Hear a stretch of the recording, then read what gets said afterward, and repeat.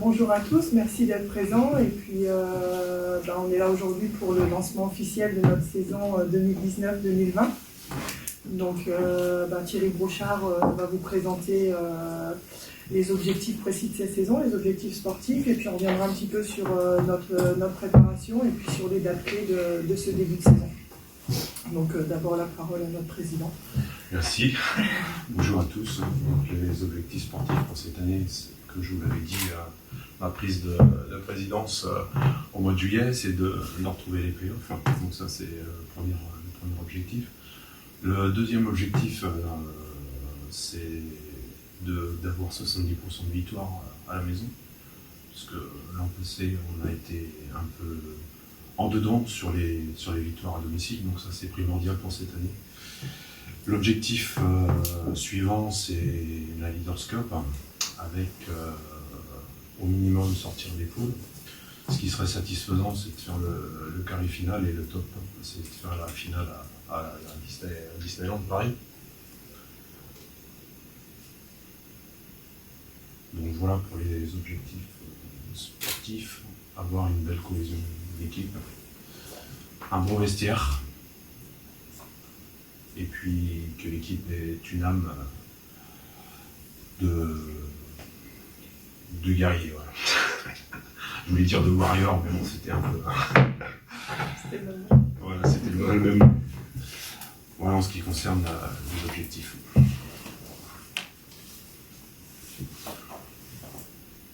Sur la préparation, nous, on avait communiqué donc, les dates des matchs de préparation.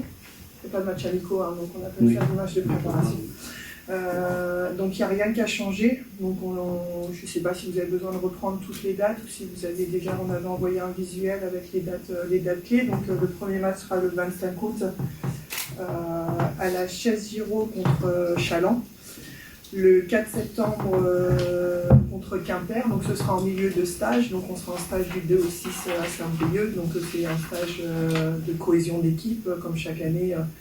Il y a un effectif qui est un peu renouvelé, un petit peu moins cette année, puisqu'il y avait la stabilité qui avait été un peu anticipée, et puis vraiment qui était le mot d'ordre à partir de la saison dernière. Donc il y avait cet objectif de stabiliser l'effectif. Donc malgré tout, il est important de s'isoler et de faire ce stage de cohésion qui permet de travailler de manière un peu plus isolée et puis de se découvrir un peu mieux les uns les autres. Ensuite, on a le match face à Cholet, donc le mercredi 28 août, qui est sur le tournoi de Montaigu, qui est notre rencontre annuelle, saisonnière. Et puis à Angers, le mardi 10 septembre, donc les matchs à 20h face à Angers. Les dates clés de ce début de saison, c'est avec une reprise officielle le mardi 17 septembre à Bordeaux. On avait essayé de décaler le match, malheureusement ce ne sera pas possible, donc on reste sur le mardi 17 septembre. Le début de la Leaders Cup, avec le vendredi 20 septembre au lieu du 21 à Quimper, donc une date qui a été modifiée. Et puis l'ordre des matchs aussi qui a été inversé sur la Leaders Cup, puisque nous recevrons en premier Poitiers le 24 septembre et nous recevrons Quimper le 1er octobre. Le calendrier Leaders Cup a été un petit peu modifié sous demande de Poitiers, qui avait beaucoup de matchs en début de championnat, puis qui se retrouvait sans rencontre jusqu'au début de la saison régulière. Et puis on a aussi une date forte qui est le début du championnat, où on a choisi de faire une petite histoire en démarrant la saison mutuellement avec le NRB. Nous aurons donc une journée un petit peu de fête du basket, de lancement de saison le 13 octobre, avec un match NRB contre les Flammes Carolo de Charleville à 15h, et puis un match du LBH face à Souffle à 18h.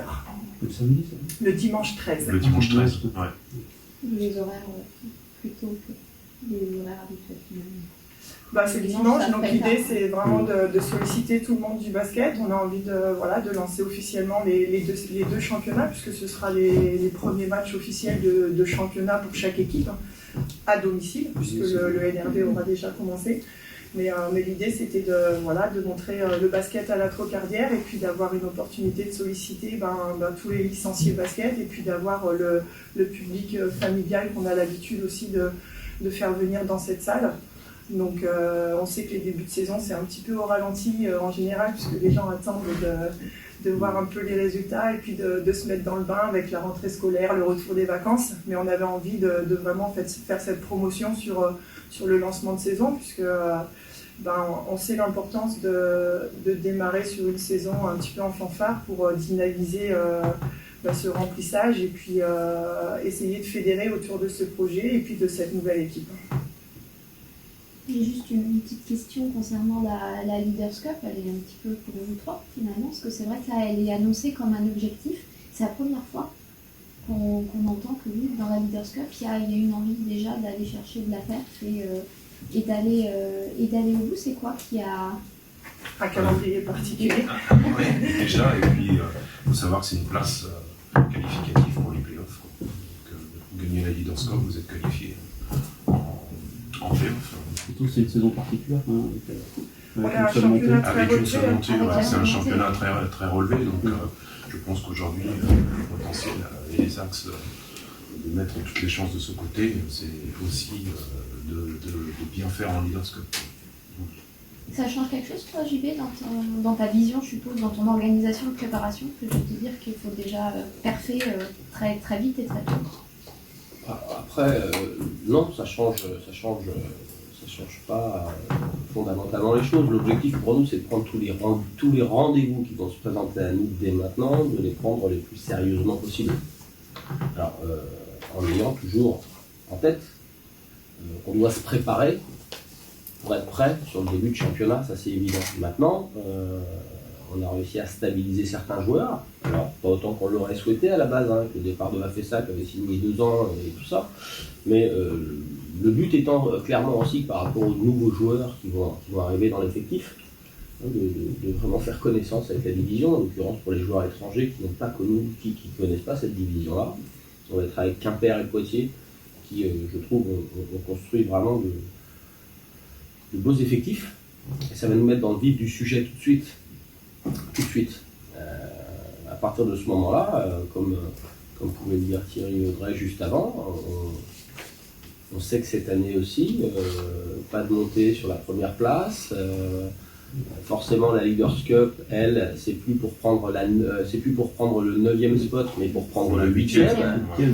Que via le championnat, ce sera les 7 premiers uniquement qui rentreront dans les playoffs. Je ne crois pas qu'on puisse se permettre de prendre quelques compétitions, que ce soit un petit peu trop à la légère. Maintenant, on va attaquer ce rendez-vous avec le plus de sérieux possible, même si on sait qu'évidemment, on sera encore dans une période je l'espère, évidemment, de travail et de progression, puisqu'on aura travaillé 5 semaines. Il y aura encore du pain sur la planche, mais ce sera la même chose pour tout le monde à ce moment-là. Tu peux nous expliquer un peu ton effectif, comment tu l'as construit? Alors, par rapport à la saison dernière, est-ce qu'il y avait d'autres exigences par rapport à la saison dernière? Oui, il y a certains axes forcément, après la saison qu'on a passée, il y a certains axes qu'on voulait un petit peu modifier, je dirais. Le principal étant le principal changement qui s'était opéré sur le poste de meneur de jeu, par exemple, c'était de ramener plus de leadership. On voulait avoir aussi quelqu'un qui soit plus à même de diriger, donc, ce qui explique là l'arrivée de Terry, quelqu'un qui puisse aussi avoir une expérience du championnat de France. Alors, si Terry n'a pas joué en Pro B, il a joué en Pro A avec Hier Toulon. Voilà, meneur expérimenté, 33 ans, qui va sur ses 33 ans. Voilà, quelqu'un qui va être à même vraiment d'enfiler le costume aussi de patron sur le terrain. Ça c'était quelque chose d'important dans les axes de progression. Je souhaitais également qu'on puisse ramener encore dans l'équipe de l'expérience. Je souhaitais qu'on puisse avoir aussi quelques joueurs cadres expérimentés. Donc l'arrivée d'Abdelkader se fait dans ce registre-là, même si Abdel a 29 ans. Bon, à 29 ans, il est en pleine possession de ses moyens. L'arrivée de Mourad El Mabrouk, même si Mourad, vous le constaterez, ne sera pas là, puisque vous savez, il a la Coupe du Monde, il arrivera quand il arrivera. Aujourd'hui, on ne maîtrise pas ça, même si on sait que la Coupe du Monde se termine le 15 septembre s'il est champion du monde. Donc, mais c'est la seule chose dont on est certain, c'est voilà, la fin des matchs de poule. Après, il y a les quarts, les demi. Voilà, l'arrivée de Mourad se fait aussi dans ce sens-là, ramener des joueurs qui soient aussi expérimentés et solides, donc avec du leadership. Le deuxième changement, voilà, c'était le profil du poste 4 sur la tête de raquette qui change un petit peu, où on avait Jérémia l'année dernière qui était d'abord un scoreur et shooter à 3 points. Voilà, j'ai souhaité moi partir sur quelqu'un qui soit un peu plus créateur, que Jérémia, qui était dans un rôle lui plus de scoreur. Voilà, donc on va dire que ce sont les principaux axes de changement. Après, tu as du poids sur construire tout le secteur intérieur. Ouais, la raquette a changé. Alors c'est vrai que c'est un petit peu atypique pour la Pro B. On va être un petit peu plus grand que ce qu'on a coutume de l'être en Pro B, puisqu'en règle générale, c'est un peu plus petit, et tonique. J'ai eu l'opportunité de pouvoir recruter des joueurs, certes plus grands, mais qui, j'en suis certain, ont les qualités athlétiques pour jouer dans notre division qui est assez particulière, assez particulière quand même. Donc voilà. Maintenant, Maodo a beau être très grand, vous le découvrirez, vous verrez que physiquement, ce ne sera pas le problème. Que Abdelkader Silla, voilà, s'il n'a pas joué en Pro B ou jamais, a quand même passé l'essentiel de sa carrière en Jeep Elite sur des rôles. Hein, il n'était pas joueur majeur, mais s'il y a bien un domaine dans le jeu, si vous voulez, où il y a des vraies garanties, c'est par rapport à l'abattage athlétique et défensif, c'est évident. Et puis Ludo Negrobar qu'on connaît, hein, voilà, et René Rougeau qui viendra compléter cette raquette. Lui, en tant que playmaker aussi, ça fera vraiment partie du rôle qu'on va lui confier. Avec des joueurs, par rapport à ce que tu me disais Olivier tout à l'heure, avec, je pense, cette année un peu plus de polyvalence. Des joueurs capables d'occuper 2 postes, ce qui donne un peu plus d'options. On ne va pas pouvoir tout voir évidemment dès le départ, mais en tout cas quand on se projette un petit peu, c'est qu'on va pouvoir travailler sur différentes options. Et puis je dirais aussi que quand on doit faire face à certains problèmes, ça fait réfléchir à certaines choses un petit peu différemment. On a quand même eu une deuxième partie de saison émaillée par des absences, des blessures, et que le fait, par exemple, que l'année dernière il soit compliqué d'associer Thibaut Di Davis, voilà, ça m'a fait réfléchir un petit peu les choses différemment par rapport au recrutement de Terry, qui lui peut évidemment jouer sur les 2 postes, 1 et 2, avec René Rougeau qui peut vraiment évoluer sur les postes 3 et 4. Donc voilà, on a certaines choses voilà, ça a une certaine polyvalence qui, je souhaite, nous permettra de pallier à d'éventuels pépins. Sur le long terme, tu penses que c'est un effectif qui aujourd'hui est plus complet et plus rassurant, entre guillemets? Alors, je vais bien me garder aujourd'hui de donner une évaluation de mon effectif aujourd'hui. Dans les profils, même si dans les profils, j'ai souhaité, même si on partait sur 9 joueurs, hein, vous avez vu, hein, je suis pas parti sur un groupe de 10 pros, on est parti sur un groupe de 9 pros. Aussi pour que les jeunes, à un moment donné, se disent que, et il faut bien qu'ils le comprennent, oui, ils vont venir travailler avec nous. Il y a 9 joueurs professionnels. Moi, j'ai voulu envoyer un signal aussi aux jeunes joueurs. Maintenant, derrière, je suis très content du travail que certains ont pu faire avec nous jusqu'ici. D'autres vont intégrer le groupe de travail. Maintenant, derrière, il va aussi falloir que eux, voilà, dans leur investissement, oui, c'est d'abord une question d'investissement supplémentaire dans le travail. Voilà, il va falloir qu'eux se disent qu'il y a une opportunité de mettre les pieds dans l'effectif pro, puisqu'il n'y a que 9 joueurs au départ. Donc ça, c'était aussi une volonté. Mais donc forcément, le fait qu'il y ait 9 joueurs, je voulais me prémunir de certains soucis qui peuvent arriver en cours de saison, puisqu'on sait que les blessures font partie des saisons. Ça arrive, il n'y a pas de saison sans blessure et sans absence. Donc c'était important de pouvoir se prémunir de certains soucis qu'on a pu rencontrer la saison passée, par exemple.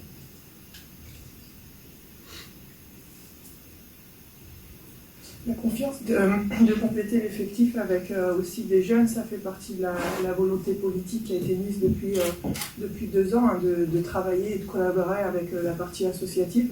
Donc aujourd'hui, c'est aussi une confirmation du travail de fond qui a déjà été effectué et de cette volonté de valoriser des jeunes joueurs, de les faire progresser et puis d'essayer à terme de les intégrer dans notre effectif par rapport à aussi tout ce choix d'essayer de travailler dans la continuité, d'avoir des gens qui connaissent le territoire, qui connaissent la maison. Donc voilà, ça a été un choix d'un point de vue de la construction du staff technique, avec pour rappel Patch Morland qui intègre le staff technique pour tout ce qui est un travail technique et individuel, que ce soit des jeunes joueurs et en complément avec JB et puis Maxime sur des joueurs cadres ou en pré-formation. En post-formation, pardon, comme Thibaut, comme Ludo, comme des joueurs qui ont encore besoin de travail individuel, même d'autres, parce qu'on en a toujours un peu besoin. Donc voilà, c'est vraiment un choix du club de continuer ce développement. Et puis on a un centre de formation qui est bien en place et aujourd'hui de le valoriser et de motiver des jeunes joueurs de qualité à intégrer ce centre de formation et à avoir envie de venir s'exprimer chez nous. Un petit mot sur le championnat. Ouais. Alors, bon, d'abord la réglementation, la nouvelle réglementation fait que il y a malgré tout certains aspects dans le visage, dans les constructions d'équipe qui vont changer un petit peu. Je rappelle quand même qu'il y a 5 ans, c'est ça, je crois, il y a 5 ans, on devait être à 3 US. 3 US. Aujourd'hui, 1 US, d'accord, et 3 passeports. Ou les passeports européens ou les accords Cotonou, les pays relevant des accords Cotonou. Donc ça va quand même changer un petit peu le visage des équipes. Et puis je pense qu'on va aussi découvrir de nouveaux joueurs. Puisque avec 3 US, on se rendait compte que dans ces 3 US, il y en avait quand même très régulièrement au moins 2 qui restaient dans le championnat de France, qui passaient d'une équipe à une autre. Et finalement, il y avait un renouvellement qui me semblait moins évident. Là, en tout cas, cette année, on va découvrir de nouveaux joueurs. D'accord, de nouveaux horizons, de nouvelles constructions. On va voir quel impact ça va avoir sur le jeu directement. Mais ceci étant, voilà, les effectifs vont un petit peu évoluer. Je ne sais pas si vous avez pu observer les signatures de l'été. On dit tous les ans que la Pro B progresse. Je vois des joueurs avec des CV incroyables qui arrivent dans notre championnat. Le premier qui me vient à l'idée, c'est Rokoleni Pukic. C'est quand même un grand joueur, quoi. C'est vraiment un vrai joueur de très haut niveau qui arrive dans le championnat. Entre la NBA, l'Euroleague. Après, derrière ça, on est obligé de parler forcément de l'effectif de Paris. Je parlais avec Jean-Christophe cet été. C'est pas fini. On a parlé avec Jean-Christophe un petit peu dans l'été. Bon, je lui ai envoyé un petit message quand même pour lui dire que ça suffisait. Parce que, bon, à Marassi, il n'y a plus besoin de présenter Amarassi, ou alors s'il faut qu'on présente Amarassi, on a un sérieux problème. Je veux dire, Amarassi dans le basket français, c'est aujourd'hui presque un monument. Quand même, on ne va pas pouvoir rappeler tout le CV ou les années qu'il a passé dans le championnat. Très grand joueur, voilà, qui arrive à Paris pour soutenir le projet, pour encadrer des jeunes joueurs à très très fort potentiel. Maintenant c'est vrai qu'il sort d'une saison compliquée, mais je ne suis vraiment pas inquiet pour ce type de joueur qui sait vraiment gérer ces aspects-là. Bon, il va quand même être associé à Nobel Bongukolo, qui joue encore au King Kyiv de Moscou il n'y a pas très très longtemps, qui a fait des grosses perfs dans des gros championnats, dans des gros... Voilà, mais c'est super.